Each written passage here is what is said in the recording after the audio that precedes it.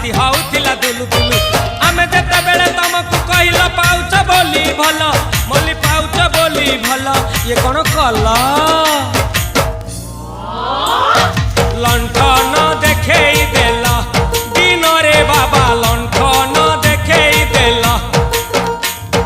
तम थेला आम थेलु बाबा हुथिला सुलु सुलु हानिला भा बुझतेला छाती होउथिला दुलु दुलु दुलु